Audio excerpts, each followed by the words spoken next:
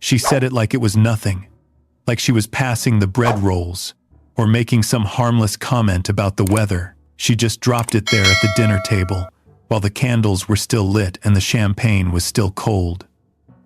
Your son isn't even yours. I did not move. I did not blink. I just sat there, holding my fork, looking straight at her. My name is Ranatada.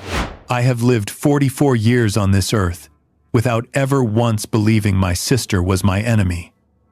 Connie, my little sister Connie, the one I helped put through 2 years of community college, the one who lived in my spare bedroom for 8 months after her first divorce, the one I lent money to more times than I can count, and never once demanded back.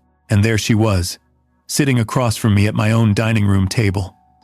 Derek was next to her, big man, arms crossed, and when she said what she said, he actually nodded, slow, deliberate, like they had practiced this, like they had gone over the timing.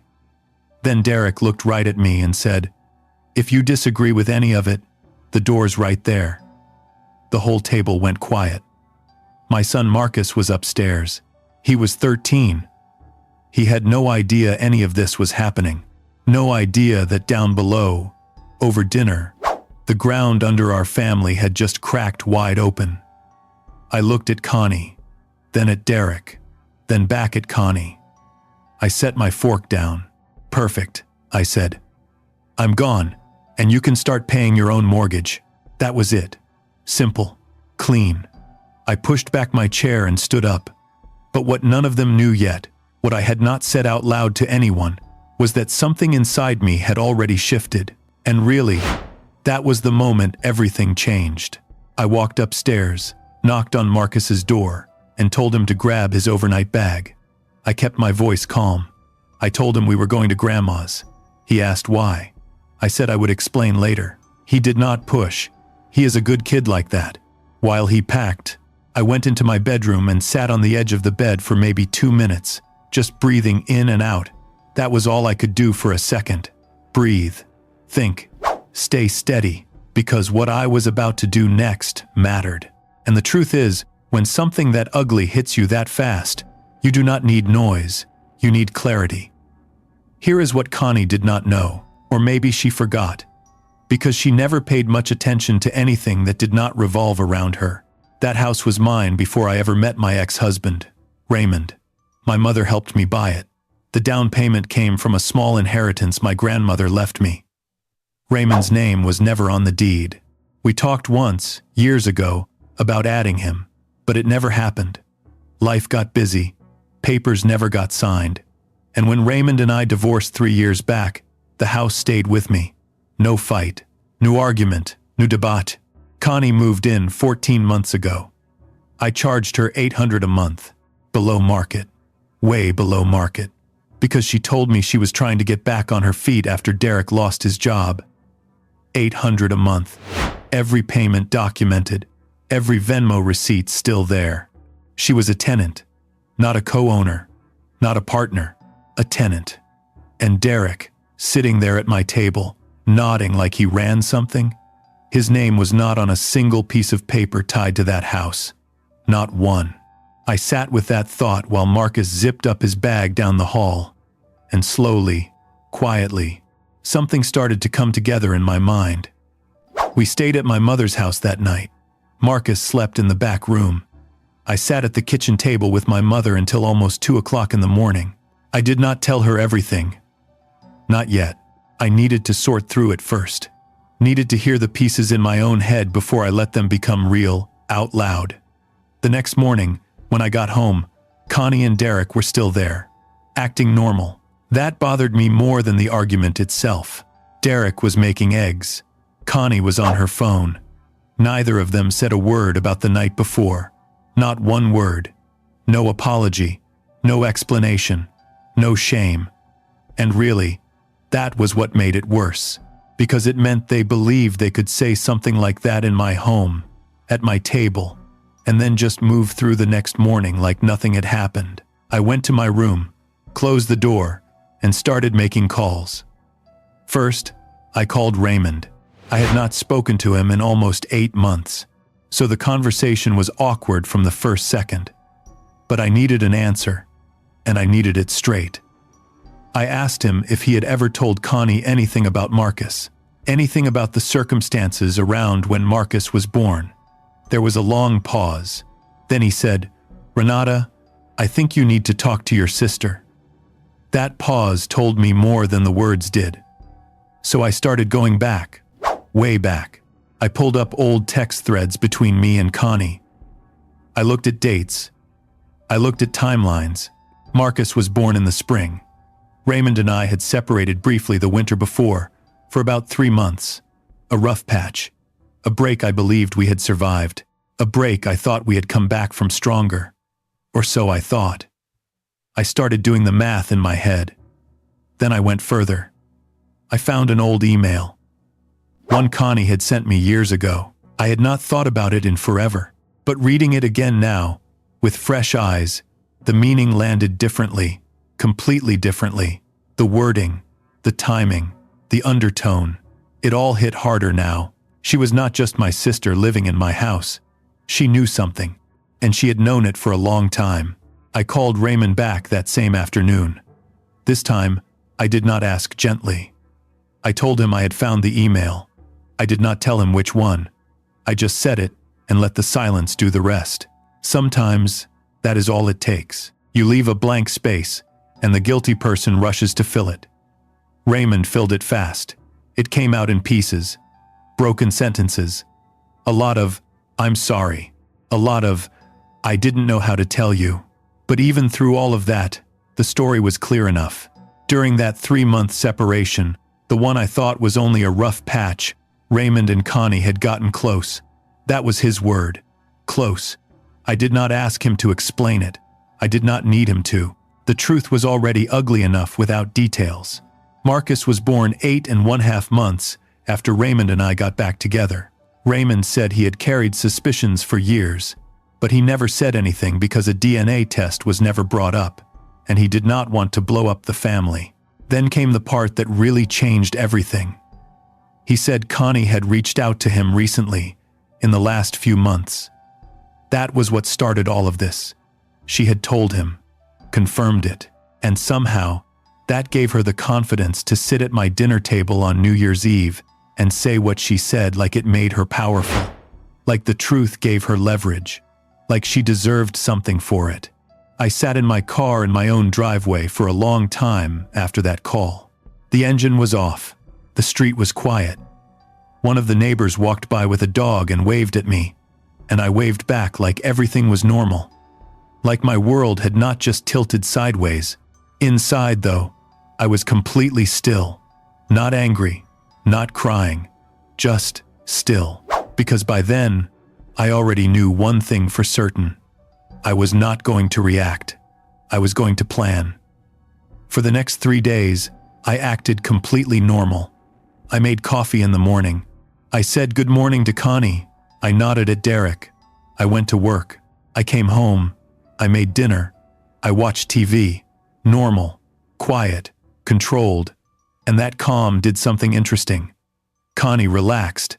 I think she expected me to explode. Maybe she was waiting for screaming. Maybe she was waiting for tears. Maybe she wanted chaos so she could point at it later and say, "See, that's why everything happened." But when I gave her none of that, she started acting friendlier. She even apologized once, sort of. Said things got heated on New Year's and that maybe she could have picked a better moment. A better moment. That was what she called it. I just said, "Don't worry about it." And I meant it. Because at that point, I was no longer worried about the insult. I was focused on the structure underneath it. The house, the paperwork, the law, the facts. And really, that is what mattered now. On day 2, I had an appointment with my attorney. Her name is Paula, and she has handled my paperwork since the divorce. I laid everything out for her. The lease arrangement with Connie, the payment history, the deed, every piece of it. I asked her what a proper eviction timeline looked like in our state. She told me 30 days written notice. No lease agreement beyond month to month. Clean, straightforward, legal. Then, I made a second appointment. This one was with a family counselor who also handles DNA testing referrals. I was not acting on that information yet. I was not ready for that. I just needed to understand my options around Marcus. What was legal? What was smart? What would protect him? Because the truth is, none of this was really about pride anymore. It was about protecting a 13-year-old boy from being crushed under adult betrayal. And I was not going to let that happen. I did not tell Marcus anything. He was 13. He did not need to carry that weight. He did not need to sit in school with this storm hanging over his head. That burden belonged to me. By day 3, I had a folder, printed documents, dates, receipts, screenshots of every Venmo payment Connie had ever sent me. I also had that old email printed out and paperclipped to the back. Everything looked calm on the surface, but under it, the ground was already moving. Then, on a Tuesday morning, about a week after New Year's, I came downstairs early. Connie and Derek were still asleep. I sat at the kitchen table with my coffee and pulled up my phone because there was one more thing I wanted to check. A few days earlier, I had remembered something small. Back in October, Connie had asked to use my laptop to print something. She said her printer was out of ink. At the time, I thought nothing of it. But that Tuesday morning, when I opened my browser history, I found out she had not just printed something.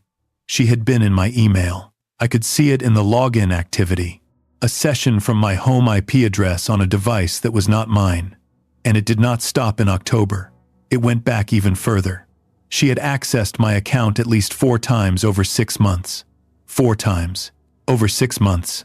I took screenshots of everything and sent them directly to Paula. And that changed the situation. Immediately. Because now, this was not just family betrayal. It was not just a sister saying something cruel at dinner. This was something else, entirely. Paula called me back within the hour. She said depending on what Connie had accessed, copied, or forwarded, we could be looking at more than an eviction. She told me to stop using that email account immediately and to document everything going forward from a new one. I did exactly that. That same afternoon, I had the eviction notice prepared. 30 days. Legally clean. Paula reviewed every word. I also contacted a locksmith, not to change the locks yet, but to have someone ready on standby. That evening, Connie made pasta for dinner and asked if I wanted some. I said, "Sure. Thank you." Then I sat across from her and ate and smiled and let her believe everything was fine. She had no idea the folder with her name on it was already sitting in Paula's office. I chose a Saturday morning on purpose. Deliberately. Derek was home, and I wanted him there. I wanted both of them to hear it at the exact same time, so there would be no alternate version later. No confusion. No, that's not what she said. No, I didn't know. No chance for either of them to rewrite the moment after the fact. I came downstairs around 9 o'clock. They were both in the living room. Derek was watching something on TV. Connie was scrolling on her phone. Coffee cups on the table, comfortable, relaxed, like they belonged there. I set the envelope down in front of Connie. She looked at it, then looked at me. "What's this?" 30-day notice, I said. "You have until February 8th to be fully moved out." The room went silent. Derek sat up slowly. You could feel the change in the air right away. That ease, that smug comfort, it disappeared in a second. He started to say, "You can't just..." "She can," I said. "Month to month. No lease. It's all in there. Paula Hendris prepared it. Her number is on the last page if you want to call." Connie's face changed. Immediately. That calm, comfortable expression folded in on itself. She looked less shocked than cornered. And really, that told me plenty. Then she said, "Renata, we're family." "I know," I said. "That's why I gave you 30 days instead of sending it through the sheriff." Derek started talking about rights, about how this was not legal, about how he was going to look into it. I let him talk. I let him use up every word he had. Then, when he finished, I told him his name was on 0 documents tied to that property. and he was welcome to verify that at the county recorder's office. After that, he had nothing to say. Then I slid a second paper across the table.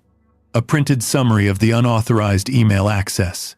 Dates, times, IP logs. Paula also has this, I said quietly. What happens with it depends on how the next 30 days go. Connie looked down at the paper and said nothing. And that silence, honestly, was the first honest thing she had given me in years. Connie and Derek were out in 26 days. They did not make it to the full 30. And I think once Derek actually looked into the legal side of it, he realized very quickly that he had no ground to stand on. No leverage, no hidden advantage, just noise. They found an apartment about 15 minutes away. Connie texted me the day they left. Just 3 words. We're out. No apology, no goodbye, no attempt to explain. Nothing soft, nothing human. Just those words, cold and flat, like she was closing a transaction instead of walking away from a family she had helped tear open. I changed the locks that same afternoon. A few days later, my mother called me. Connie had apparently told her some version of the story. Her version. My mother listened, then called me and said, I need to hear your side.